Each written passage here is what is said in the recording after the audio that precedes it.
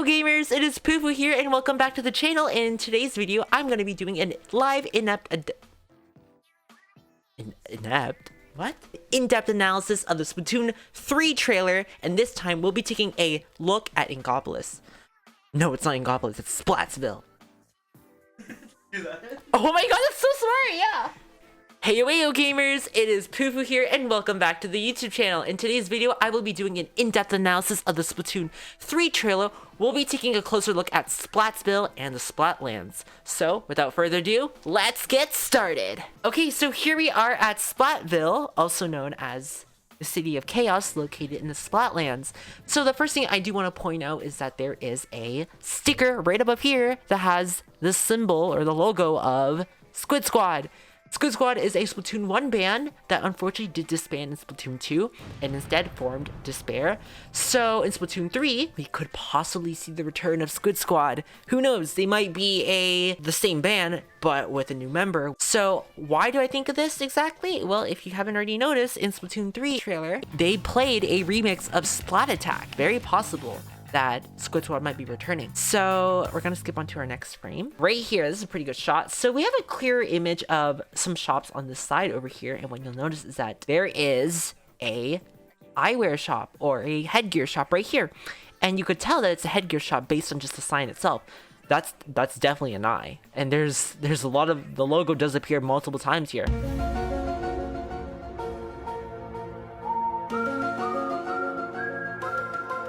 So in this area, in this little shop area right here, we could be expecting headgear or eyewear to be sold, and beside it there's another shop as well, but it's a little unclear what this shop sells. I think it might be a shoe shop or a t-shirt shop, but I'm leaning more towards the shoe shop. I think it's a shoe shop or footwear shop. Just right above over here, what you'll notice is that there is also a paper airplane, and what that represents is, if you haven't guessed it already, the mailbox, or at least the online posting service thing that Nintendo had in Splatoon 2, which basically allowed you to post any messages and drawings up online for everyone who plays Splatoon to see.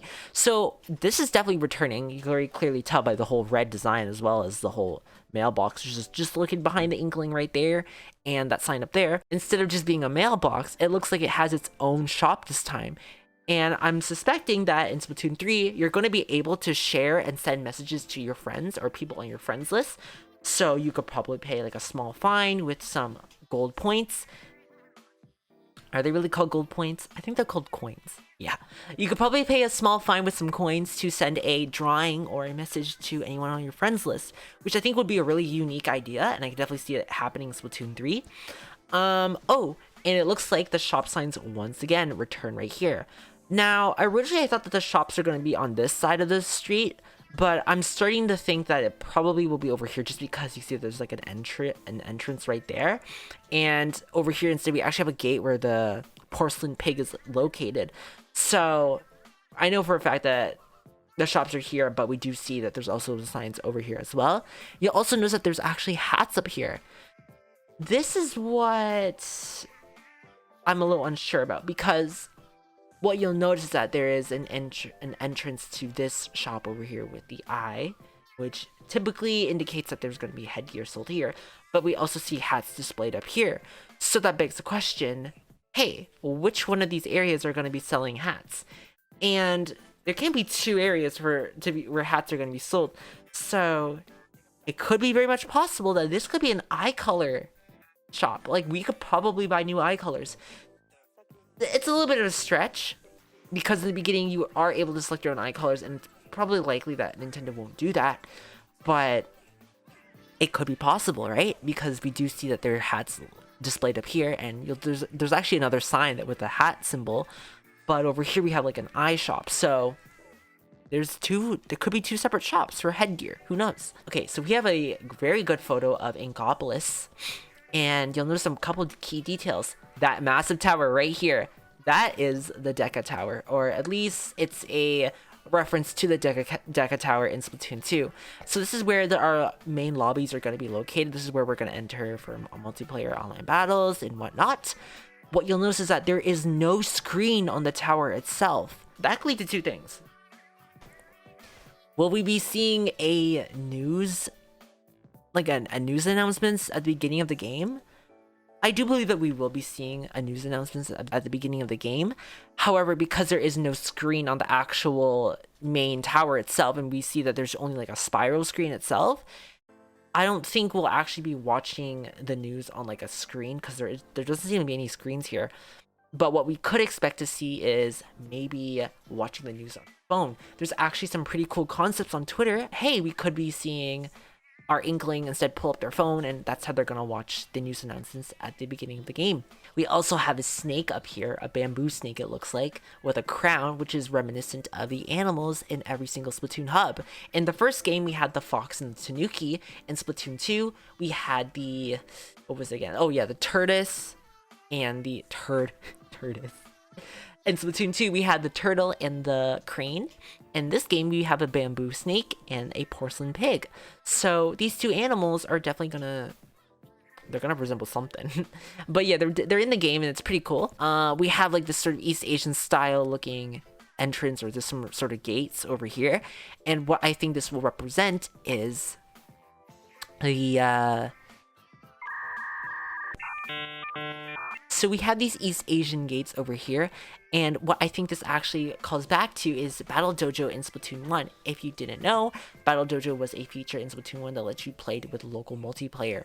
So I could possibly see a feature returning to Splatoon 3 where we're able to play, or at least battle or train in some sort of dojo feature.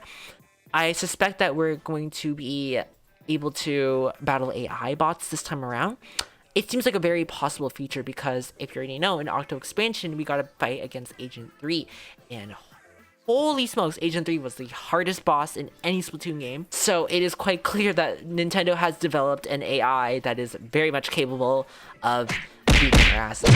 So I do think this time around, we should expect AI battles, which would be very cool because if you can't access Splatoon 2 online, let's say you don't have Wi-Fi with you, or you just don't have the Nintendo Switch Online, you can still play the game, except this time you'll be battling against AI bots. So, pretty interesting feature. There's also the sign right there. That is Ammo Knights. Once again, Ammo Knights is returning to Splatoon 3. We could see Sheldon, or maybe someone else, actually.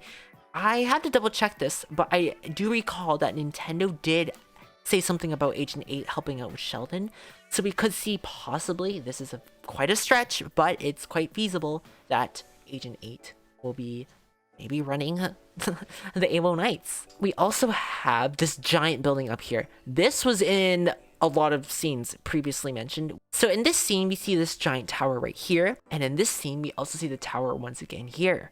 So that kind of poses the question of, what does this tower really represent, right? I think it plays a very important role in the single player campaign. And you might be asking, well, how come I believe this?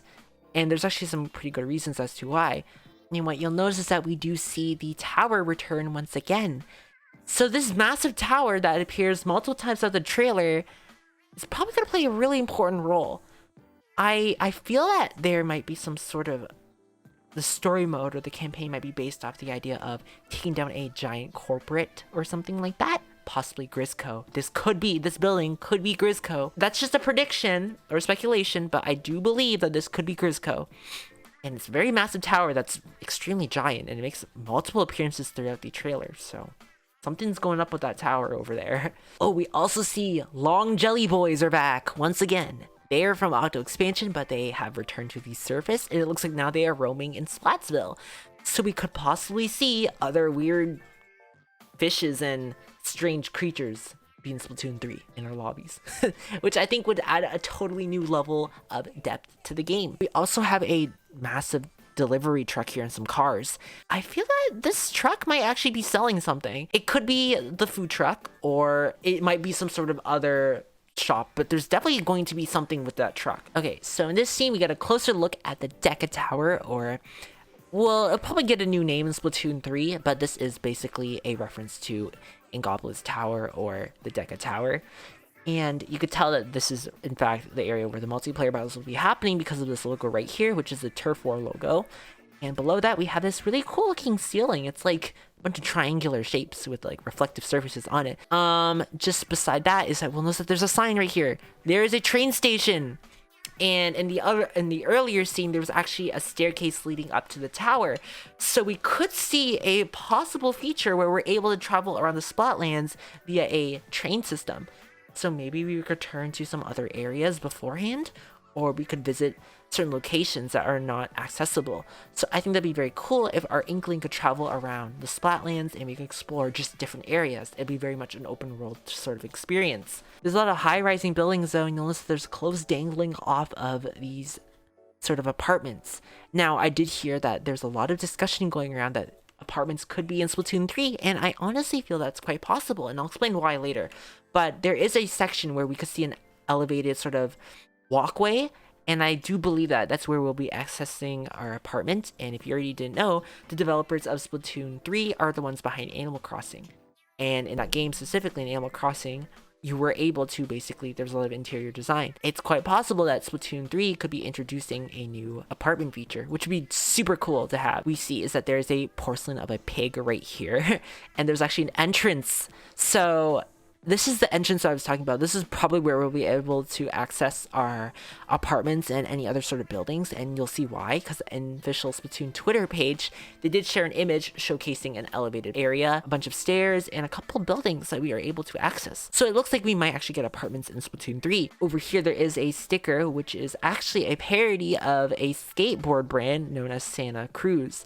So I do suspect that this is a new brand in Splatoon. There's also this other sign over here, and it looks like it's might be a restaurant. I think it could be a restaurant based on just the symbols itself. It looks like it's a koi fish, or it looks like it's trying to represent some koi fish or something. But there's definitely a restaurant here, and I do believe that's where we're gonna get our perks in the game. Okay, so here's another shot that we do get of the entrance to our Porcelain Pig. So what we did before was that we just headed in, and it looks like we're able to go up this alleyway, which has a lot more going on over here. Now, Nintendo didn't show anything inside this area, but we could see that there is actually this elevated platform area right here, and it also extends all the way down here.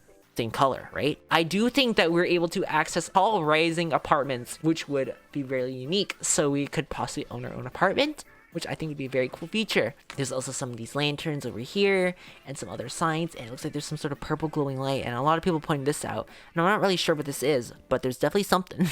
Oh, and there's a clear shot of Ammonites once again. We could tell that they're, based on the sign right here, that Sheldon is returning, or at least somebody is returning. It looks like this is actually a top hat, and it's formed by some seashells. So we could see that this area right here, there are hats here, right? Oh, that confirms another thing. Big realization moment.